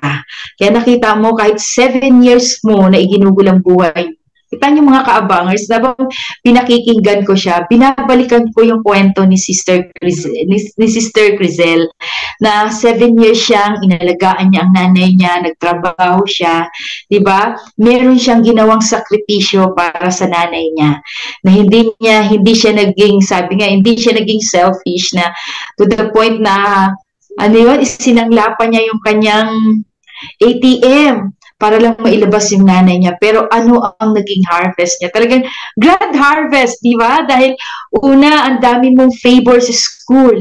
Di ba? You were able to finish your degree na talagang nakita mo yung pagkilos ng Diyos. So, yun talaga yung pangako ng Diyos. Totoo yun talaga, no? Na pag talagang nagbigay tayo ng honor, ng respect sa ating mga magulang. Dahil talaga sabi niya, this is right in the eyes of God. Diba? At alam nyo, na, sabi nga, diba, delight yourself in the Lord and He will give you the desires of your heart. Diba? Sabi rin niya sa kanyang mga salita.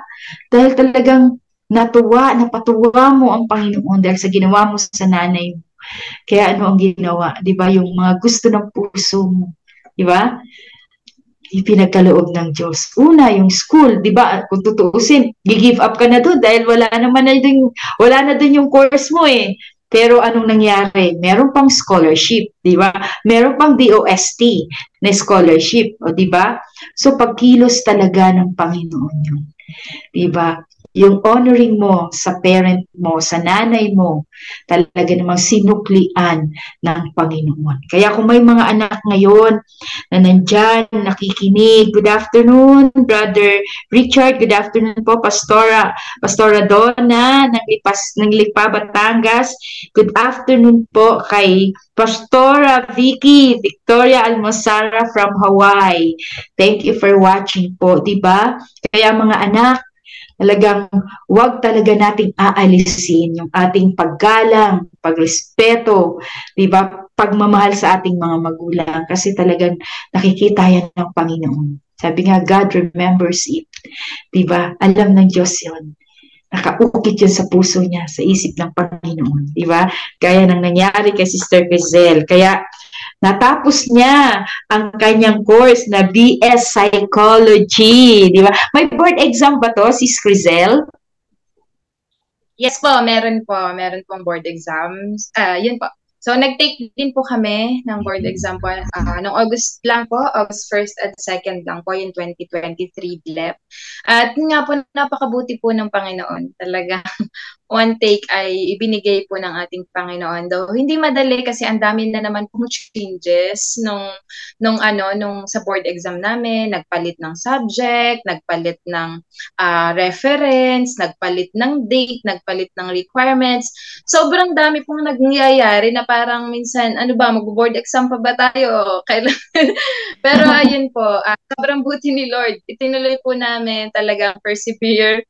At dahil pag may tiyaga nga po talaga, doon ibibigay ng Panginoon yung pagpapala. So, ayun po, na-announce lang po after 1 week na nakapasok po kami ng aming mga kabarkada, mga kaibigan, at saka po sila po ay mga kasama ko rin sa church. Napakabuti po ng Panginoon natin kasi yung mga pastor-pastora po namin talagang masisipag, bukod sa napakalaking tulong po ng church, kaya kami nakapasok sa PUP.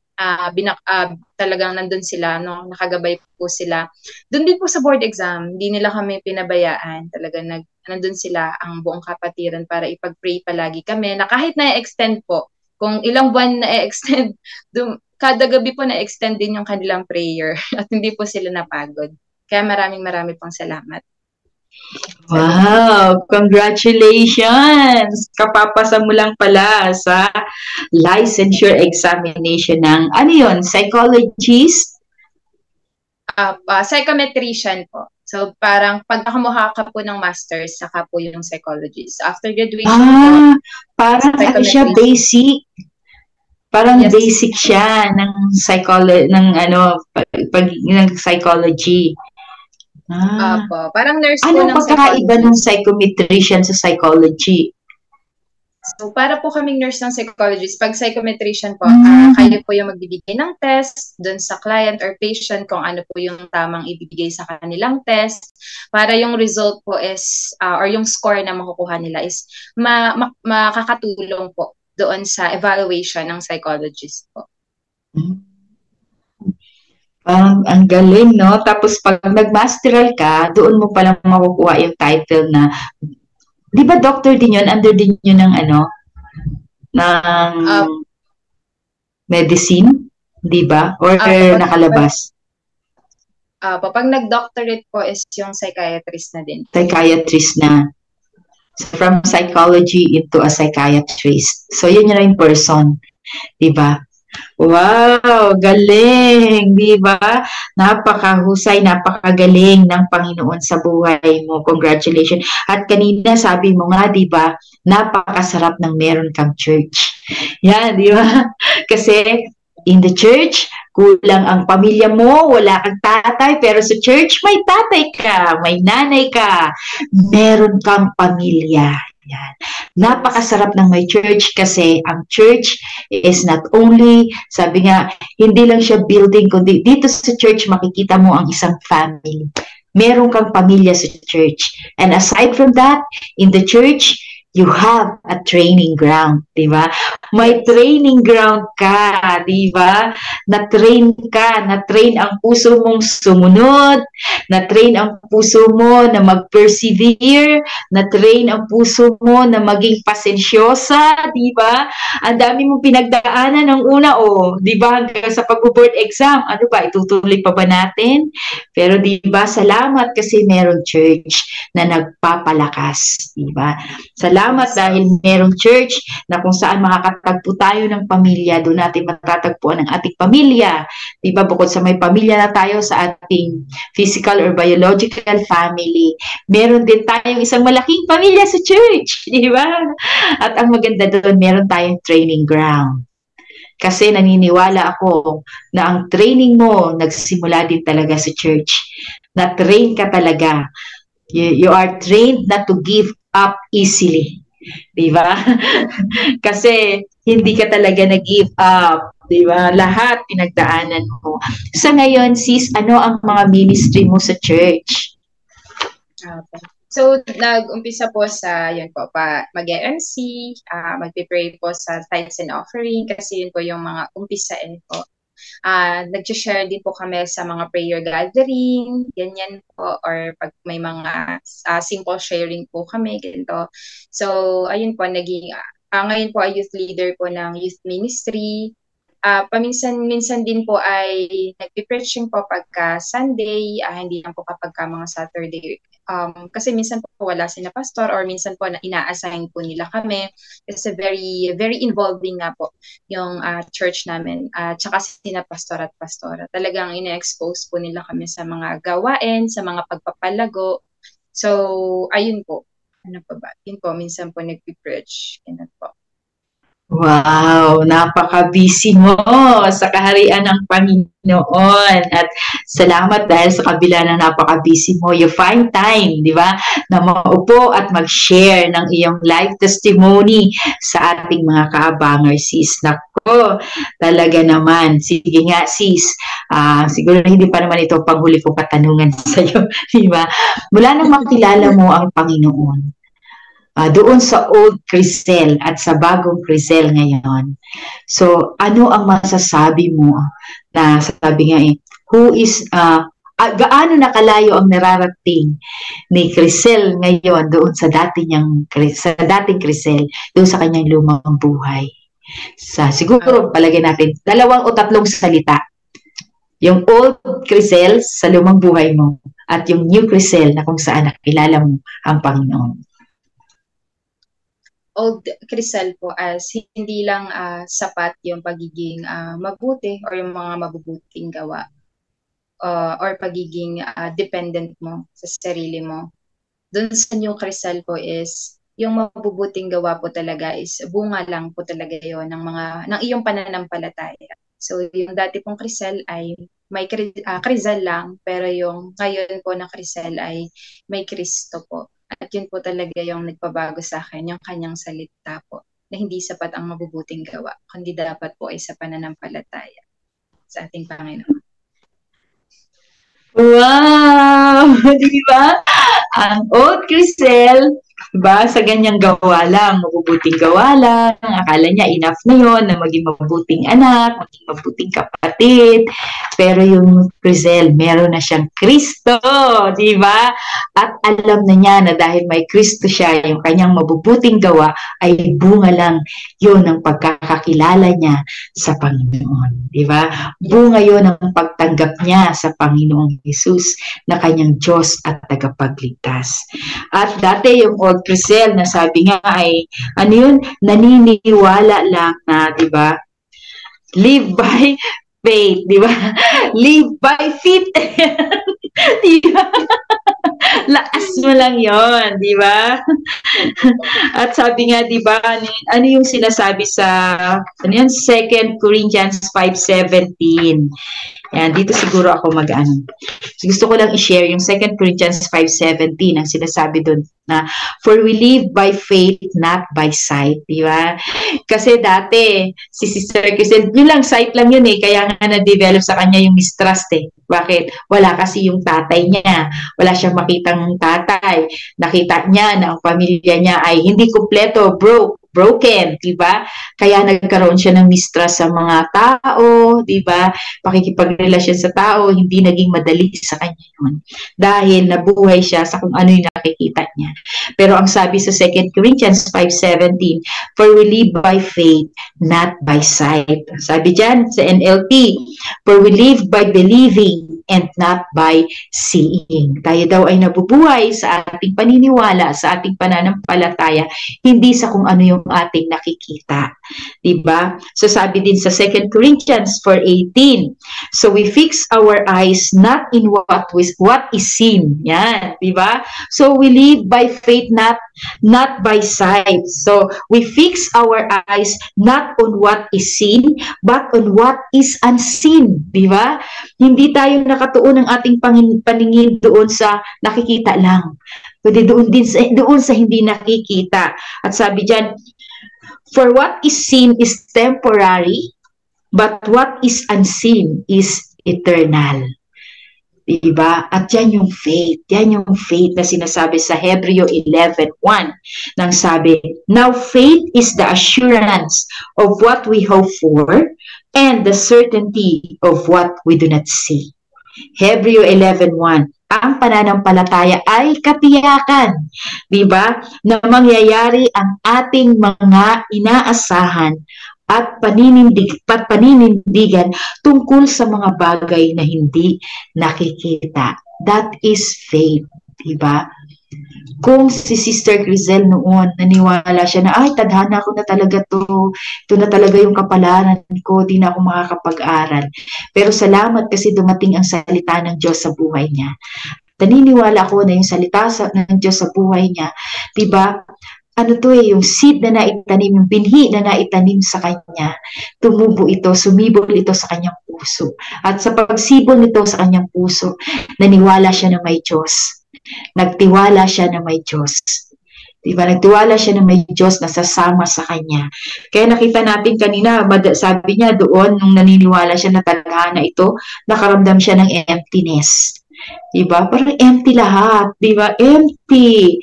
Na nagme-maintain na lang siya. Ito lang yun. Diba? Ito lang naman yung kaya ko. Ito lang naman talaga yung meron ako. Diba? Tapos, nandun din yung mga rejections. Rejection upon rejection. Dahil doon sa mga rejection, maaring tumigil na siya. Pero salamat dahil dumating ang salita ng Diyos. Nakilala niya ang Panginoon sa kanyang buhay. Natanim sa kanya, diba, nag-ugat sa kanya, nawala yung mistrust at napalitan ng trust. At dahil napalitan ng trust, nagkaroon ngayon ng faith. At doon sa faith, sabi nga, nagkaroon siya ng completeness. Sabi nga, diba, si Jesus lang ang tanging kasapatan. Christ is enough. Diba? Nagkaroon din, naging purposeful din siya. Nagkaroon ng layunin, ng purpose ang kanyang buhay. Diba, hindi siya tumigil. Diba, nagkaroon ng mga, sabi nga, promotions after promotions. Nakita natin, at talaga naman, dahil doon sa faith, na-receive niya yung tinatawag na unmerited favor from God. Diba, yung favor ng Panginoon talagang naranasan niya, yung pagkilos ng Diyos. Ayan. Kaya mga kaabangers, diba, not faith, it's not faith, but it is faith. Hindi yung kapalaran ang magdadala sa atin sa destiny natin, kundi yung ating paniniwala, pananalig sa ating Panginoon, pananalig sa Diyos na naglagay ng pangarap sa buhay natin. Diba? Kaya talaga dapat malakaran talaga natin ang pangarap ng Diyos na inilagay niya sa ating buhay. Diba? Yung maliit na pangarap mo, sabi nga, ang maliit nating pangarap, ilagay natin yan sa napakalaking pangarap ng Diyos. Diba? So, wag mong hayaan na, wag mong pangarapin nga, hindi, wag mong pangarapin ang Diyos, kundi dapat ikaw ang maging pangarap ng Diyos. Diba? Dahil ang Diyos, bibit-bitin ka niyan.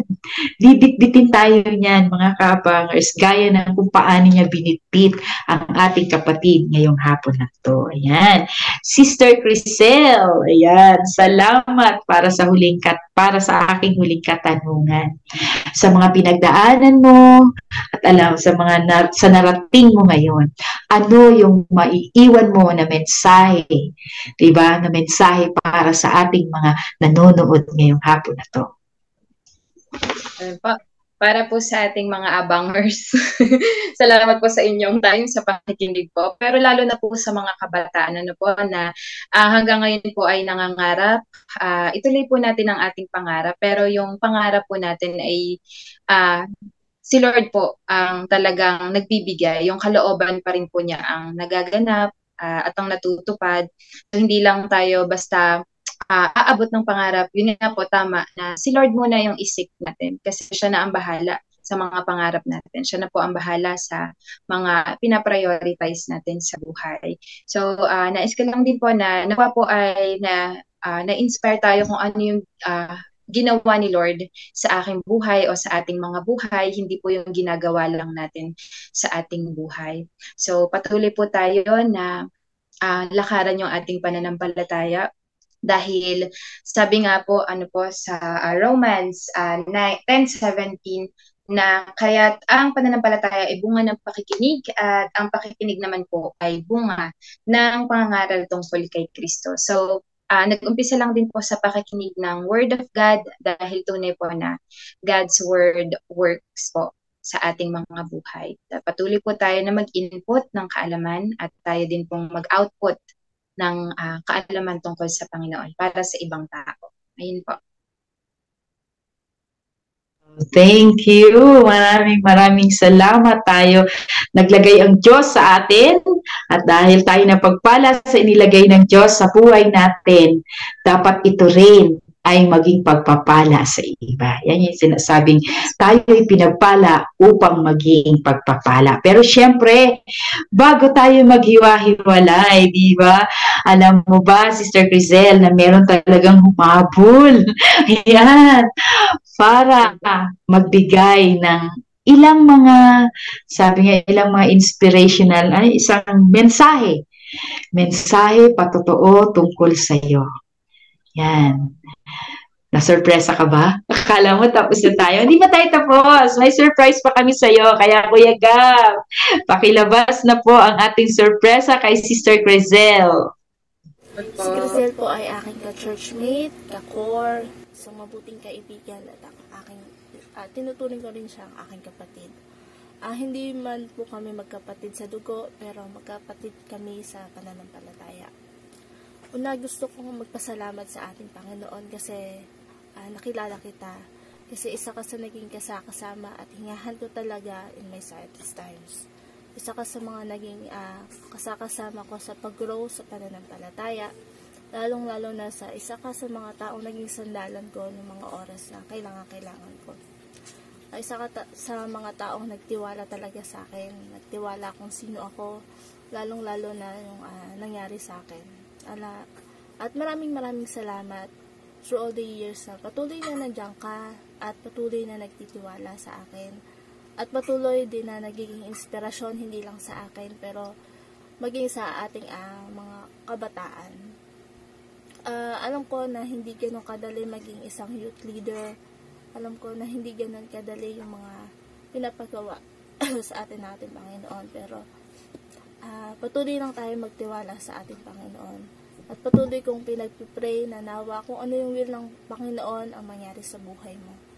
At pinagpipray ko din na nawa makilala mo yung the one mo. Kasi alam ko, alam ko na deep inside, naghahanap ka din. At yun lang, nawa ay patuloy na ingatan at gabayan ka ng ating Panginoon. Wow! Thank you! Thank you, Kim! Ayan! Sana isang araw ay marinig ka rin namin dito na nagte-testimony. Ayan!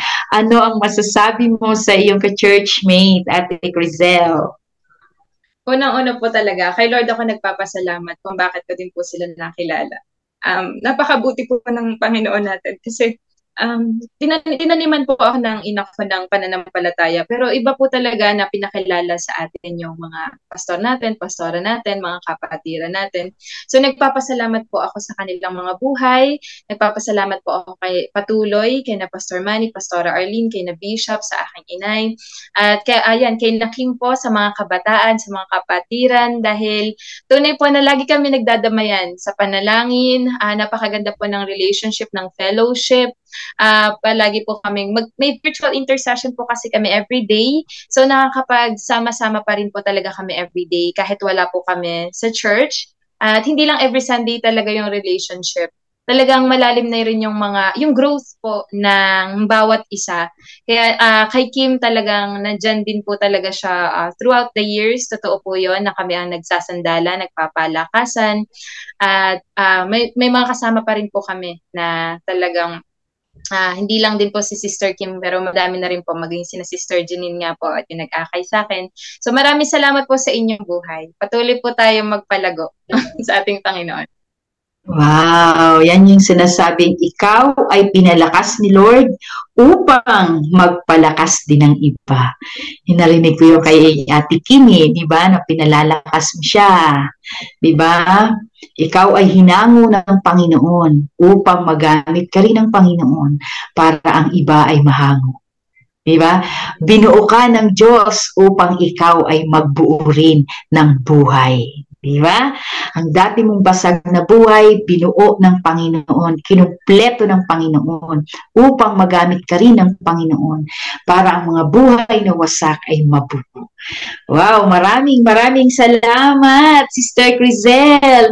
At syempre, maraming salamat mga kaabangers sa inyong pag-antabay sa amin na talagang sinamahan nyo kami mula sa simula hanggang sa matapos ang ating programa ngayong araw na to.